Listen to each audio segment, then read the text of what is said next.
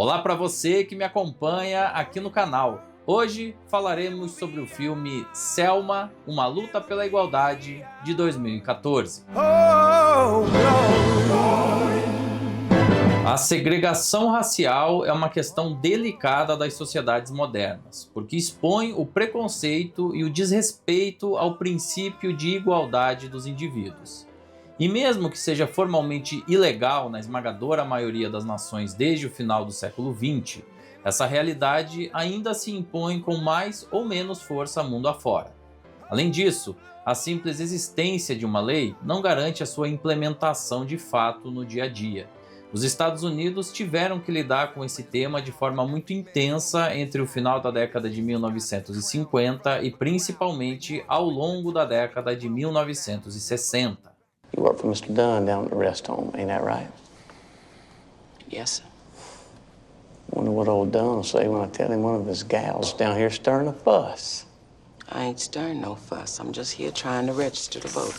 O movimento dos direitos civis norte-americano foi uma ampla mobilização em prol da justiça e da igualdade. Acredite se quiser, até a metade do século passado ainda era ilegal um casamento interracial em algumas regiões dos Estados Unidos. Crianças brancas frequentavam escolas diferentes das crianças de cor, e até o transporte público tinha espaços segregados entre brancos e não brancos em muitas regiões. Líderes como Clarence Mitchell, Rosa Parks, James Bevel e principalmente Martin Luther King Jr. se engajaram em pautas tanto locais quanto nacionais, representando milhões de cidadãos que apoiavam diferentes causas da pauta racial. O ápice do movimento aconteceu no dia 28 de agosto de 1963, quando pelo menos 200 mil pessoas estiveram em Washington para ouvir um dos discursos mais icônicos de todo o século XX.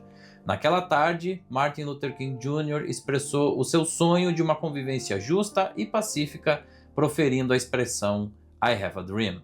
Algumas conquistas foram sendo atingidas ao longo do caminho, mas de forma lenta e conflituosa. Uma delas foi representada pelas marchas de Selma a Montgomery, que tinham como pauta o direito a voto da população negra. Well, technically we already have it, yes, Mr. President, but we both know, in the South, black voters are kept off the rolls and out of the voting booths by systematic intimidation and fear. Selma é uma cidade que fica no estado do Alabama, distante 87 quilômetros da capital Montgomery. Entre os dias 7 e 25 de março de 1965, 3 marchas entraram para os holofotes nacionais, depois que a primeira delas, uma manifestação pacífica, foi brutalmente reprimida pelas forças policiais. O episódio ficou conhecido como Domingo Sangrento, e o filme se concentra justamente nos eventos que circundam essa série de acontecimentos. Toda a primeira parte da projeção apresenta o contexto histórico. Por isso, é recriado o momento em que Martin Luther King recebe o seu Prêmio Nobel da Paz em 1964. Em contraste, é apresentado também o ataque à bomba por membros da Ku Klux Klan que matou 4 meninas negras em uma igreja da cidade de Birmingham, estado do Alabama. A premissa do filme em si, bem como o estabelecimento dos focos de atenção do espectador, é bem simples.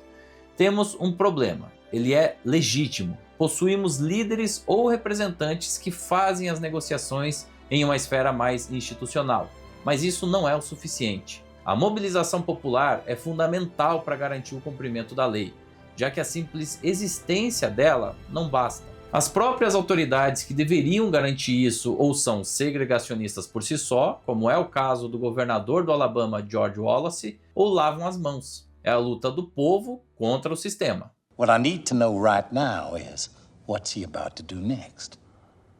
Mr. President, you know we can shut men with power down permanently and unequivocally. Do ponto de vista narrativo, esse é um filme muito bem estruturado. A história evolui a partir de grandes marcos factuais costurados pelos bastidores das negociações, movimentos políticos e dilemas morais dos personagens. É um jogo de xadrez de gigantes, onde você tem de um lado a lei e do outro o poder. Figuras históricas esticam a corda para cada um desses lados, como o encontro entre a esposa do Martin Luther King, a Coretta Scott King, e o ativista Malcolm X, que incentivam uma atuação mais extremada. Do outro lado, o governador do Alabama e as autoridades policiais decidem implementar uma política de tolerância zero em relação ao movimento, que tem como um de seus efeitos colaterais a morte do jovem Jimmy Lee Jackson. A tensão só aumenta a cada novo movimento e o filme é muito eficiente em termos de ritmo. A liderança do Martin Luther King também é posta em jogo com a tentativa de desestabilizar o seu casamento, o questionamento de parte dos próprios apoiadores em relação à melhor estratégia e a óbvia tensão emocional do contexto todo. São muitos personagens, muitas situações complexas e muita responsabilidade com um fato histórico que virou um dos marcos de uma geração. É preciso ter uma dose bem razoável de coragem para assumir um projeto desse tipo. It's a place I know very well, and so to be able to bring to life the people there. The film is called Selma, Not King, for a reason. It's about a community of people who came together around the cause of right and who fought for that, fought for their freedom in a non-violent way, in a way that's steeped in love, but also a lot of strategy. I think that's something that gets lost when we talk about the non-violent movement, that it was completely just, people being a bit non-active and saying we want peace.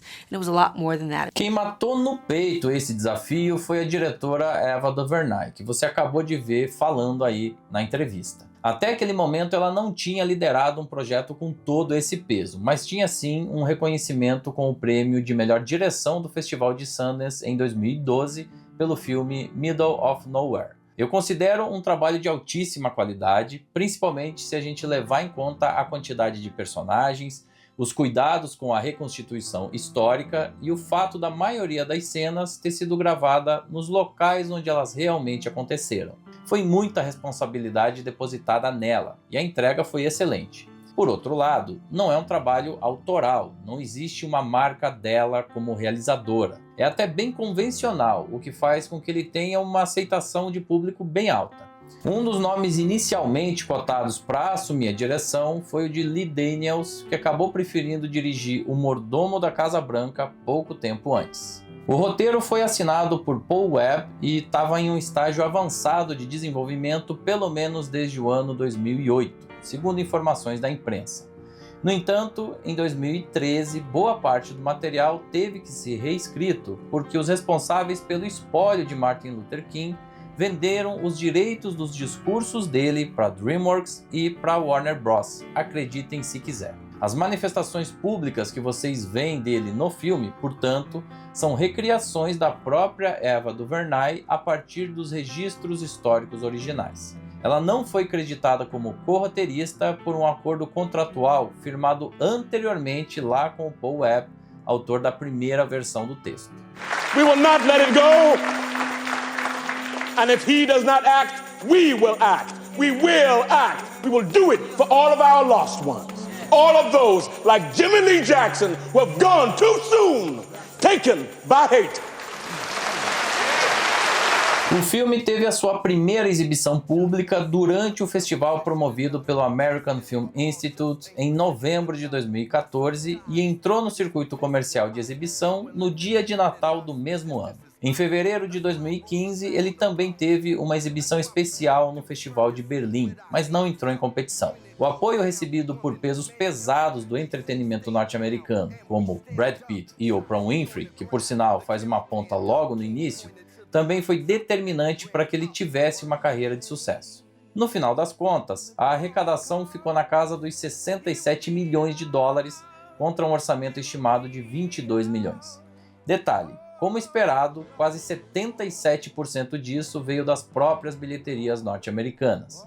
E não poderia ter sido diferente tendo em vista a íntima relação da história e dos acontecimentos com a realidade daquela sociedade. A crítica em geral foi bastante positiva e ele veio ganhando força gradualmente. Foi uma certa surpresa ele conseguir entrar na disputa pelo Oscar de melhor filme, o que aconteceu juntamente com uma segunda indicação na categoria de melhor canção. Glory, interpretada por John Legend, se tornou uma das músicas mais executadas da época, garantiu um dos momentos mais marcantes daquela cerimônia e venceu o Oscar. E convenhamos, né, gente? De fato, um trabalho muito bem feito. A maior fonte de polêmica, por outro lado, vem da baixa fidelidade histórica em alguns dos trechos retratados. Parte da comunidade judaica criticou o apagamento de lideranças que ajudaram a construir o movimento com a comunidade negra, por exemplo. Mas a crítica mais contundente vem da relação entre Martin Luther King e o então presidente dos Estados Unidos, Lyndon Johnson. O filme sugere que Johnson teria sido relutante, obstrucionista e até conivente com a causa segregacionista. No entanto, o próprio Andrew Young, que foi um confidente de Martin Luther King e aparece no filme, reconheceu que ele tinha sido sim um grande aliado da causa e, portanto, a sua representação estava realmente equivocada. You tell Wallace and those backwater hicks, I don't want to see any more of this horseshit. And you tell King he best not march, you hear me?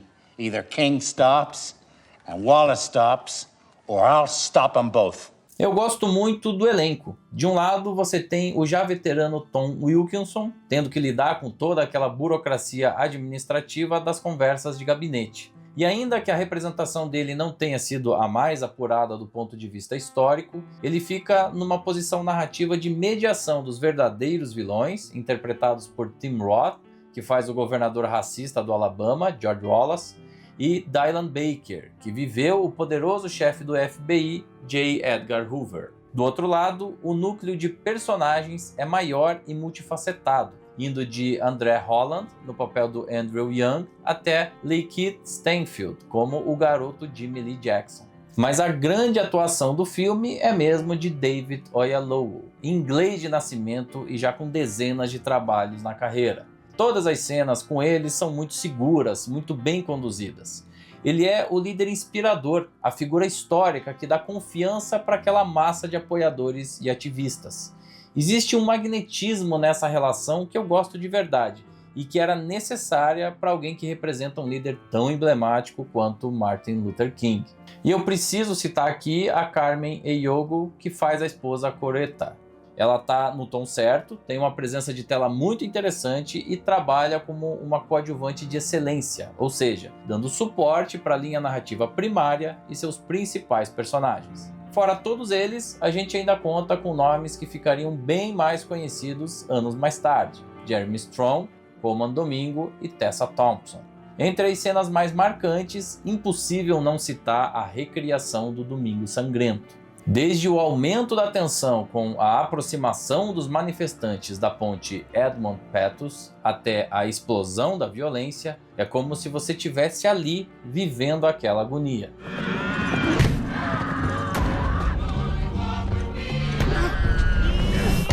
Selma, Uma Luta pela Igualdade, não tem a mesma capacidade de envolvimento histórico e emocional fora dos Estados Unidos, porque as especificidades são muito ligadas ao contexto norte-americano. Mas a temática racial compensa isso em uma produção forte, corajosa e muito bem realizada. Não chega a ser uma obra-prima do cinema, mas ainda assim esse é um filme valoroso de 2014 que vale a sessão e também uma reflexão. Quantos casos análogos aos de Selma, nós aqui brasileiros podemos testemunhar como efeito colateral do nosso passado? I may not be with them for all the sunny days to come, but